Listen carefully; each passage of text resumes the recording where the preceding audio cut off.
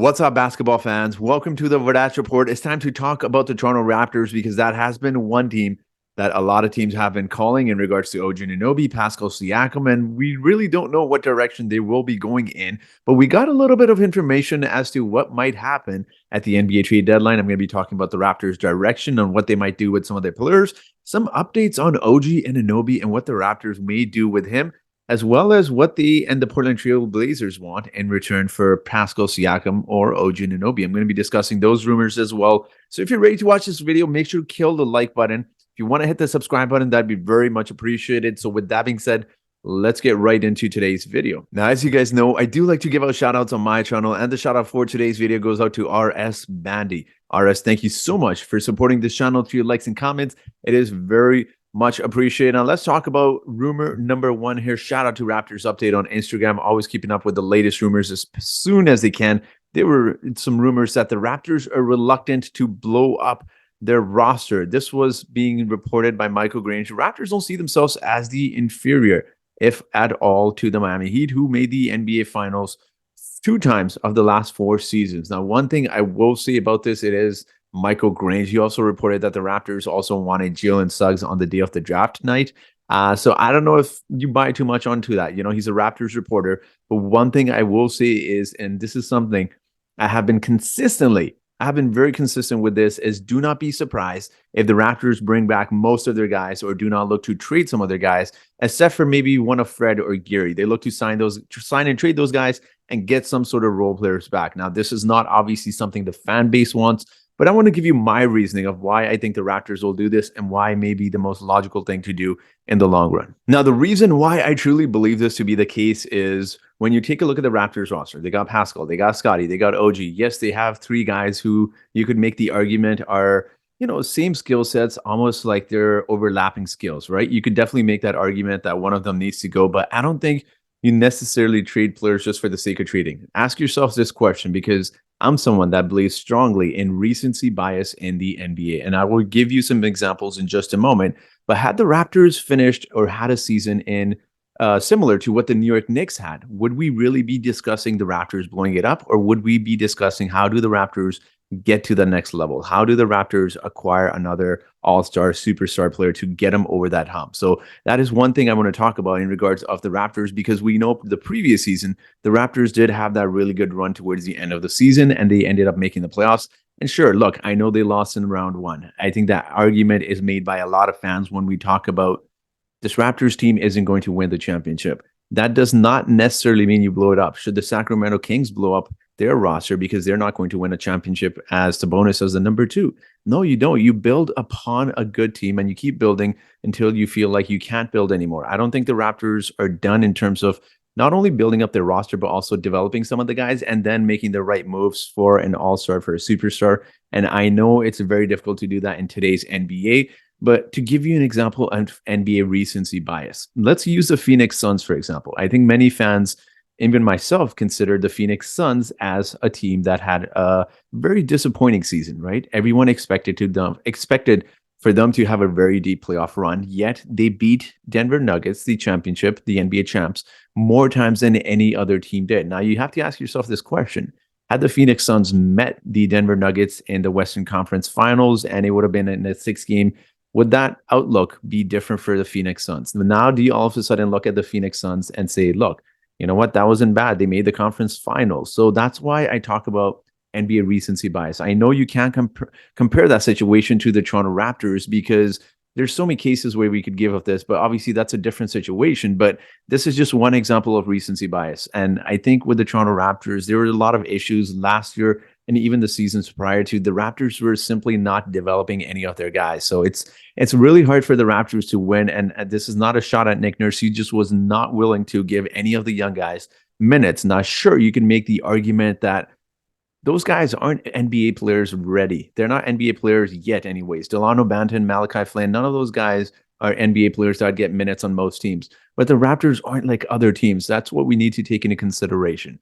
Every time we talk about the Raptors' developmental system, every time we talk about the championship, the fans fail to look at the big picture.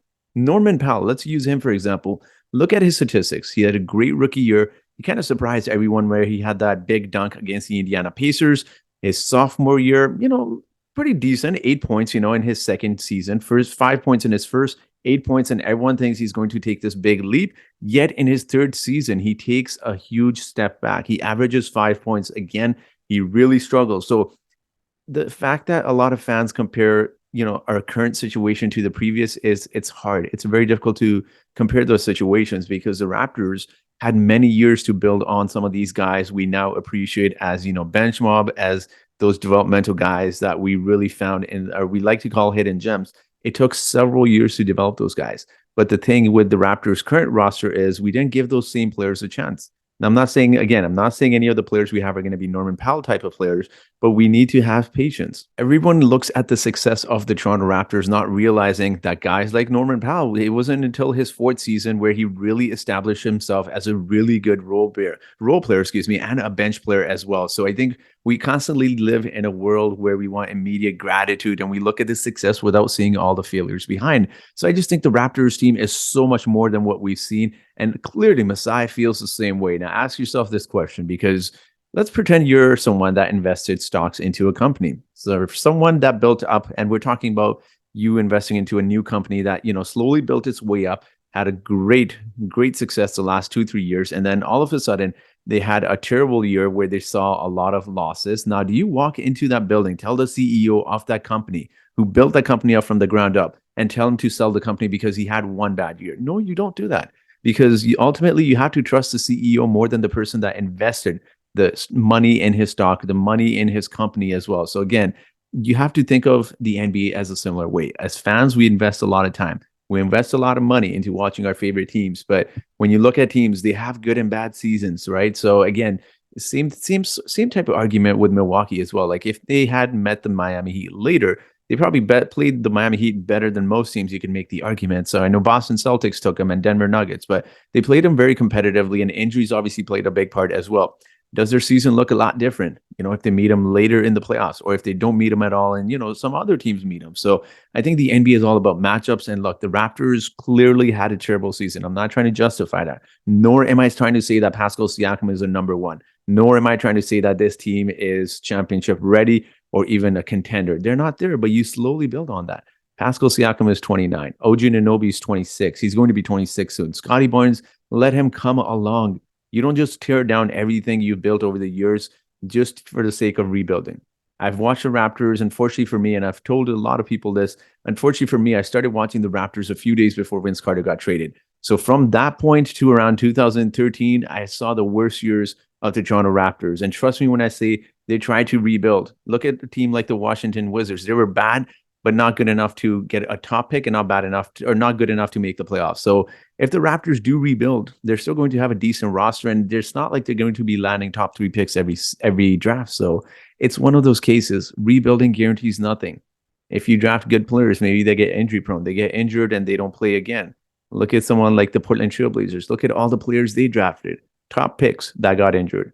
Greg Oden, Brandon Roy. We've seen teams that drafted really well, good players. Unfortunately, they've had injuries, and for whatever reason, other issues as well. So anyways, guys, I'm done ranting about this. This is something I felt strongly. Again, I just feel like you can build up the value, maybe bring back Gary Trent Jr. His value and Fred's is so much better than what we've seen this past season. I think the Raptors are a lot better than what we've seen this past season, and they'll bounce back as well. But again, let's move on to our next rumor here. Now, this you could also tie into the fact that why the Raptors may just want to bring everyone back. And this was being reported. The Portland Trail Blazers have discussed the possibility of trading for Og Anunoby or Pascal Siakam, but remain uninterested in dealing the number 3 pick. And this was being reported by Chris Mannix. So let me ask you this question. When we talk about the Raptors rebuilding, everyone just has this imagination that we're magically going to land Scoot for Pascal Siakam. And for some fans, they even think we can trade Og Anunoby and land Scoot Henderson. That is simply not going to happen. A top 3 pick isn't given up so easily. I also do believe that the Portland Trail Blazers are playing hard to get here, where they're not simply just going to give up the number 3 pick. And as I mentioned, I don't think the Raptors do this deal if they really want Scoot Henderson, unless he gets passed by the Hornets, and then maybe, on draft night, you see that happen. But again, you don't just trade players for the sake of trading them. Clearly, the Portland Trail Blazers are trying to lowball the Toronto Raptors. And we saw a report yesterday come out saying that the Raptors management is one of the most frustrating to deal with. So obviously the Raptors value their players very highly. They're not just going to give them up for nothing. And that maybe, look, it could be one of the reasons maybe the Raptors decide to bring it back. Maybe the market isn't there. We're just coming up with imaginary scenarios, excuse me, where we picture, the Raptors getting Brandon Miller. We picture them getting Scoot Henderson or landing a top 4, top 5 pick in this year's NBA draft. Maybe those teams aren't willing to give up those picks even for Pascal Siakam. There's no guarantees. This is just chatter amongst fans. But let's move on to our last rumor here because I feel very strongly about this, and this is about Og Anunoby. And this was being reported by Mark Stein, so I think this is probably the most believable out of the reports there. Again, we never know with the reports, but this was being reported. Raptors have strong reluctance, to trade Og Anunoby. Og Anunoby is generating ton of external trade interest, but Toronto remains unwilling to trade him. Now, is this the Raptors playing hardball, or it's just the fact that Masai values Og Anunoby so highly? And I know people will say, well, if there ever was a draft, this is the time to trade him. You can get 2 picks. And I'm not disagreeing with you here, but the thing with that is also, look, Masai has come out. He said if he could build a team of 4 or 5 Og Anunobys, he would. So clearly the Raptors view him very differently. Maybe the other teams don't value him as much, and they're clearly not willing to give up what the Raptors want as well. So sometimes as fans, we tend to make up scenarios which we think are a realistic possibility, including myself. And maybe that just isn't the case. Now, I do want to mention before people say, well, what's the hype about Og Anunoby? I've saw in my Og Anunoby videos, a lot of Raptors fans saying, well, people just focus too much on Og Anunoby. He's not all that. Look, he's someone that could legitimately get you 20 points per game while playing legitimately. And I'm not exaggerating when I say this, 1-5 in modern NBA.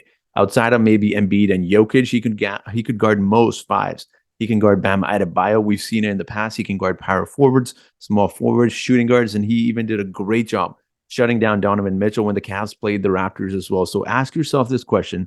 When you describe Og Anunoby's traits that I just described, think of players like that around the NBA. Name me 5 guys, small forwards, that can guard as many positions. Heck, not even 5. Just give me, guys that can guard 4 different positions, play the defense that way he does, shoot the 3 ball the way he does, and has the consistency to give you as many points as he does on the offensive side. A two-way player. It's really hard to find 3-and-D players in the NBA, and that is why the Raptors are holding on to Og Anunoby so strongly. So again, this is just my opinion. I would love to have Og Anunoby obviously here long terms. I don't know if those rumors of him wanting out are true. Again, we don't know if the Raptors are playing hardball here where they're just telling teams they don't want to trade Og Anunoby just to maybe get that offer up a little bit. But again, I'm very curious to hear your thoughts. There's no trivia question, guys. I do want to apologize. I've been a little lazy on that. I've just been trying to go to gym, trying to maintain, making YouTube videos and going to work and just sleep more than 4 hours, which has been a struggle for me. So again, if you're still watching this, make sure to hit the subscribe button, but leave your thoughts down below. What are your thoughts on this? Make sure you comment down below, and that will be it for today's video. So thank you so much for watching this video, and I hope you guys have yourselves a great day.